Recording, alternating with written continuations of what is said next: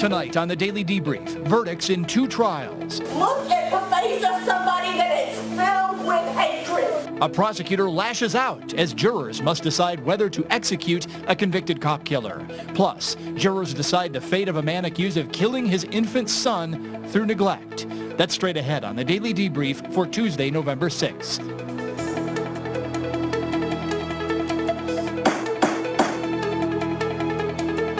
And good evening, everybody. Welcome to the Daily Debrief. Breaking news right off the top tonight. Chris Watts has reportedly reached a plea deal with Colorado prosecutors. According to local sources, Watts reached the deal to avoid the death penalty.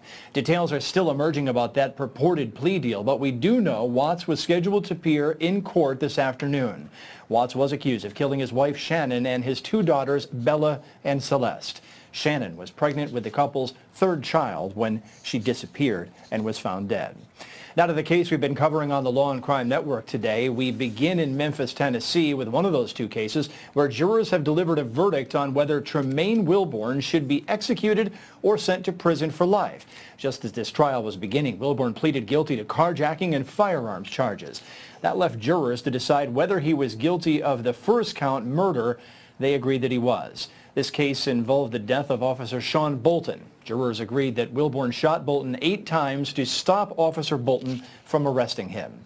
Before jurors delivered their verdict in this penalty phase, the courtroom got heated as prosecutors closed their case by screaming and pointing at the defendant. A family member was ordered to leave. Then the defendant himself popped off at the prosecutor, calling her a racist. Just listen. Look at it, ladies and gentlemen. Look at the face of somebody that is filled with hatred. Look at the face of a coward. Objection, Your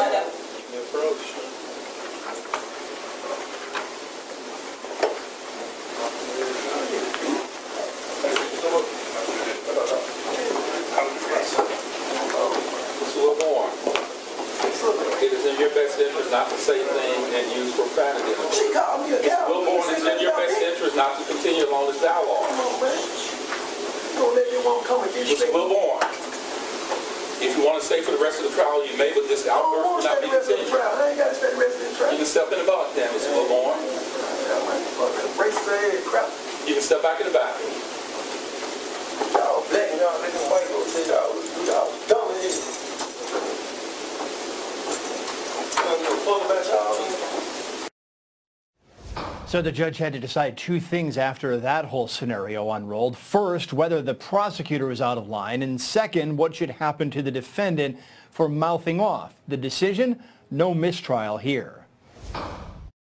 I would not reward Mr. Wilborn for his misconduct, for his outrageous behavior in this courtroom, and declare a mistrial because Mr. Wilborn chose to act inappropriately in this courtroom. Will deny the request for mistrial because, again, time for the record, that the state of Tennessee is not engaged in an improper argument. There is no plain error. There is no fundamental error in this case. The argument the state has given, what's in the process given, is not an improper argument. It is well within the province of lawyers, as the court had indicated earlier. The defense or the prosecution may make a zealous argument, may zealously advocate their cases, and they may, in fact, make impassioned arguments.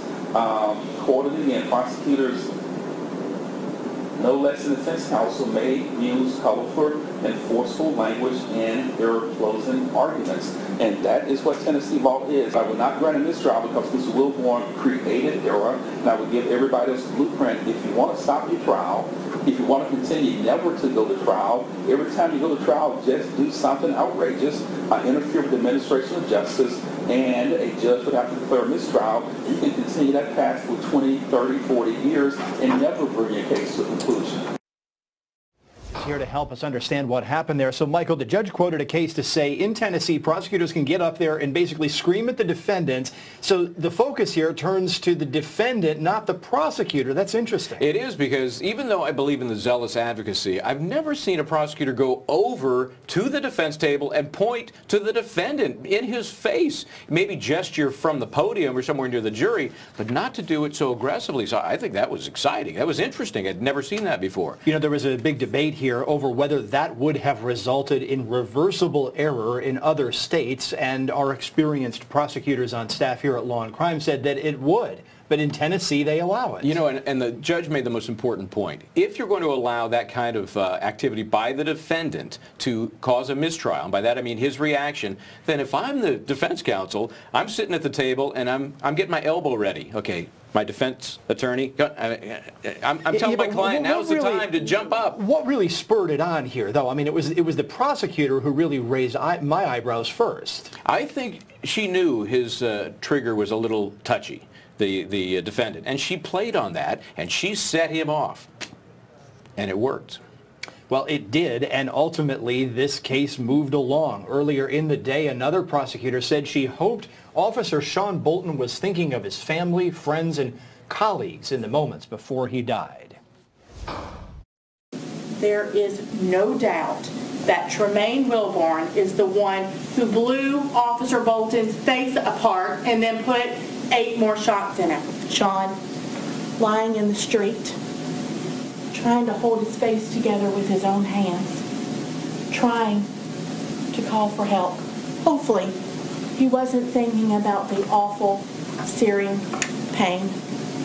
Hopefully, he didn't sense that convicted felon Tremaine Wilborn was making cold, calculated decisions a few feet away. Hopefully, ladies and gentlemen, he did not see coming. Shot 2, shot 3, shot 4, shot 5, shot 6, shot 7, shot 8, shot 9. Hopefully, that's not what was in his mind, because we know in Tremaine Wilborn's mind, he'd made the decision already that his freedom was more important than Sean's life. After that emotional appeal, the defense walked the jury through the mechanics of how each person on the jury and how indeed one person alone could decide to save their client's life. Asking you to make a judgment. We're asking you to face the decision and render a verdict. That decision is going to define the remainder of a man's life. And that is, what verdict should you render? Shall Tremaine die, or shall Tremaine live? Nobody else can do it. Only you. That evaluation of what we call mitigation is definitely an individual and personal choice. It is not something that everybody comes to a unanimous finding that one thing is better than another. For certain people, it will be one mitigating factors. For others, it will be another. But you must decide, each and every one of you must decide for himself or herself. This is an individual choice. Jurors deliberated their penalty phase verdict in this case for about 2 hours before returning with this. We, the jury, unanimously find that such statutory aggravating circumstance or circumstances do not outweigh any mitigating circumstances beyond a reasonable doubt. Therefore, we, the jury, unanimously agree that the defendant shall be sentenced to imprisonment for life without possibility of parole. The defendant himself wasn't even in court to hear the reading of the verdict because he refused to return after that outburst. Presumably, his attorneys delivered the news that the jury spared his life. Michel Bryant back with us now. Many people thought this would be a death sentence. The jury surprised us. I think so, and it's clear that they latched onto the mitigating factors that were presented during the penalty phase. The kid was not the best treated kid growing up. His mom was out there partying while he and his brothers and sisters were just kind of she was described as a drug-addicted hooker. Yeah, nice mom, mother of the year. You know, the father had been killed in a car accident relatively early on. So apparently the jury found that outweighed that this man had a felony record when he shot a police officer in the face. Yeah, and the way he shot him over and over and over again, and the prosecution did a great job of trying to reinforce just how egregious that was. Not one shot and he bled out on the street. This was over and over. This was overkill.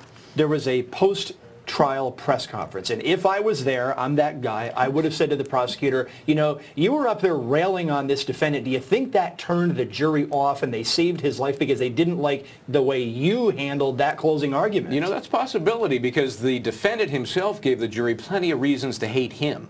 And I was a bit surprised that they didn't go for the death penalty. So maybe you're right. Maybe his attorney ultimately, the prosecution ultimately saved the defendant's life. You know, and it's an interesting fact here that the family of the victim wanted prosecutors to push forward, even though the defendant wanted to enter a last-minute guilty plea. So they basically pushed forward specifically for the death penalty, and they lost. Yes, and they did say, you know, officially, hey, whatever the jury comes up with, we're fine with that. It's their decision. But I have to agree with you. I think deep down, they wanted this guy gone. All right, let's move along now to Iowa, where jurors there heard testimony, closing arguments, and delivered a verdict in the case against Zachary Keene.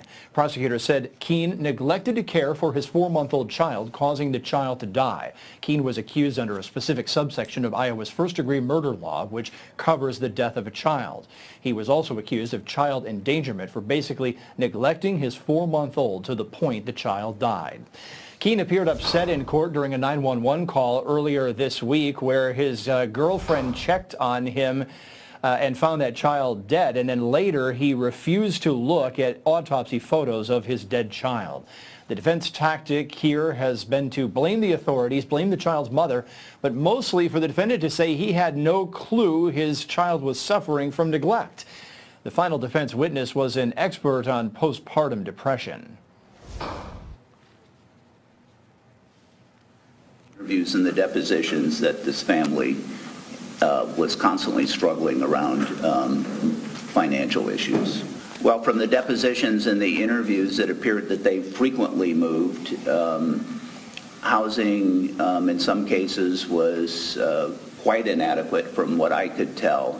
Certainly the relationship with the partner is something we focus on quite a bit. The record of depositions and interviews that I reviewed suggested that this couple had quite a bit of difficulty, both in their personal relationship over time as well as in relationships with the family members. Good social support can often mitigate the effects of stressors. I would say, based on my review, that it was variable. Sometimes they had good, but often it was not very strong from family and friends. And from the record, it would appear to me that Cheyenne would withdraw from opportunities for social support. So generally, I would say it was pretty inadequate. Still ahead tonight on the Daily Debrief, we are not finished in the Zachary Keene case. Prosecutors and defense attorneys deliver their closing arguments plus the verdict when we return. That's after the break.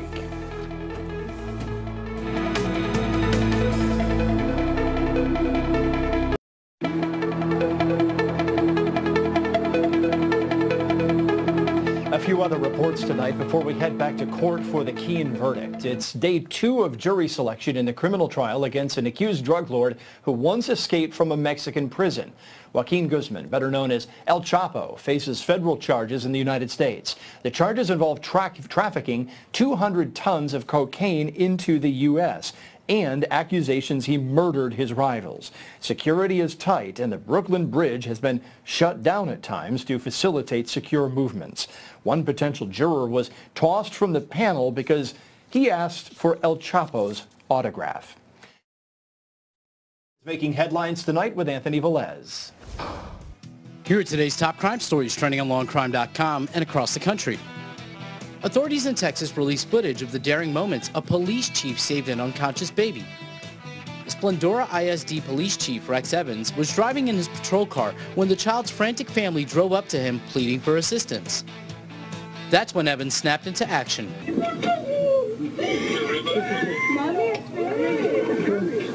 The infant girl is expected to be okay. A McDonald's worker in Texas, reportedly sent home after being late on his first day of work, allegedly robbed another McDonald's restaurant 5 miles away.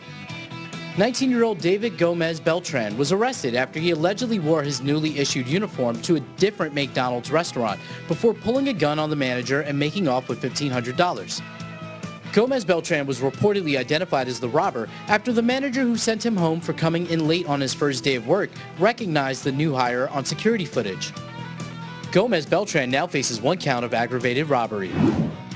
Authorities in New York City released graphic footage of a Rikers Island guard duking it out with an inmate. The unidentified officer and inmate can be seen standing chest to chest in a common area of the jail before words led to fists.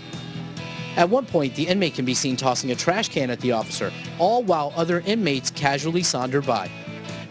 The Department of Corrections would not confirm when the fight actually occurred, only saying the incident happened weeks ago. Those were today's top crime stories. I'm Anthony Velez for Law and Crime. It's Election Day in the United States, and tomorrow we here at the Law and Crime Network are monitoring legal issues that may pop up surrounding the election. It'll be a legally fascinating but nonpartisan breakdown of the legal issues that are happening today. That begins tomorrow at 9 a.m. on the Law and Crime Network. Back to the Zachary Keene case now with closing arguments. Prosecutors characterized the defendant as a selfish man who simply ignored the cries of his dying son. Every time he went in there and turned that fan on, while his son sat in that hot and sweltering room with a quilt over the window, with no air circulation whatsoever, with blankets layered over the top of him, every time the defendant did that to cool himself off, it was a choice. It was an act. He chose not to go in and help Sterling. The fan in the living room, every time he turned that on for his own comfort. Again, it's an act. That switching of the switch. That was an act that didn't involve going into his son's room and helping him. Every time he took a step in that tiny apartment where you could hear every cry that Sterling made, and he said that during his interview. Oh yeah, you could hear him anywhere in that apartment. And he was loud. How long do you think Sterling cried for during this time frame? You know, Dr. Klein testified about the fact that over time, Sterling was going to become lethargic and not have the energy to move around much and to cry. But you know it was bad at the beginning. Now, there you heard prosecutors being careful to outline a series of intentional acts made by the defendant which met the legal requirement of an intentional act of denying care to little Sterling Keene. Now, without an intentional act, prosecutors wouldn't have a case. Prosecutors did not hide the graphic nature of the child's death. Next. He had a diaper full of sewage. Okay, that child had not been changed for at least 10 to 14 days. You know that from Dr. Huntington's testimony. He had exposed raw skin, never been treated, still rubbing up against that one diaper that he had on, having the feces and the urine on top of it, soaking into it, with the E. coli getting into his blood, into his system, making his bodily organs shut down.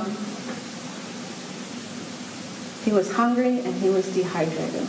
The maggots and the bugs, the flies, wouldn't have been in the places that they were had he been touched or picked up or moved in any way. Babies do need food. They do need water, but they also need touch. They need care. And he sat in that swing by himself, all alone in a dark, hot room with no one to help him. The defense basically pointed the finger right back at Zachary Keene's girlfriend, the child's mother. Cheyenne Harris was the primary caretaker for Sterling. That is absolutely undisputed. This is important because she was at home with Sterling. She knew when Sterling was fed or not fed. She knew when Sterling was changed or not changed. I want to be 100% clear about this when I talk about Ms. Harris. I am not up here to villainize her. To villainize her, I believe, would be to villainize depression. We have far too much of that in our society. Because her depression makes this a tragedy. When we talk about blaming people, I think that comes from the natural desire to seek vengeance and not justice. The evidence in this case is absolutely undisputed that she stayed at home with Nala and with Sterling. Her testimony, the way that Mr. King was raised, is that the woman took the child-rearing role and the man took the breadwinner role. Jurors delivered this verdict this afternoon. Defendant, please rise. State of Iowa versus Zachary Kane. Verdict form, count 1. We, the jury, find the defendant guilty of murder in the first degree. Count 2. We, the jury, find the defendant guilty of child endangerment causing the death of a child. Back for more discussion now. Attorney Michel Bryant. Michael, this was not a surprise to anybody who listened to the graphic testimony in this case and these defense attempts to get out from underneath the charges. Boy, the oblivious defense. I'm oblivious to everything. I'm oblivious to the kid sitting there stewing in his own feces for more than a week. I'm oblivious that he isn't eating. I'm oblivious that when I take the dirty diapers out, I think the leftover smell is from those diapers. And by the way, Mom is really the problem. Horrible. Yeah, you know, this whole attempt to turn around and say, well, you know, in this culture, and he was raised Mennonite, that it's the man's job to go be the breadwinner and the mother's job to take care of the kid. Well, the father's testimony basically contradicted that. Yes. So the defense is trying to twist the father's own words, and the father was a defense witness. It was horrible. I mean, what are you going to do? There was not a lot of good stuff for the defense to work with here. So they did what they could, maybe hope to muddy the water a little bit. Ultimately, did not work. Michel Bryant, always appreciate your insight in these cases. Nice to see you, sir. All right. That's all the time we have today on the Daily Debrief, and thank you, sir. A reminder that the Law and Crime Network will be streaming the trials we discussed beginning at 9 a.m. When they are in session, we are expecting some new cases starting tomorrow. From all of us at Law and Crime, have a good evening. We will see you back here tomorrow, of course. And also, we have that special election coverage beginning at 9 and a new case out of Florida. Have a good evening.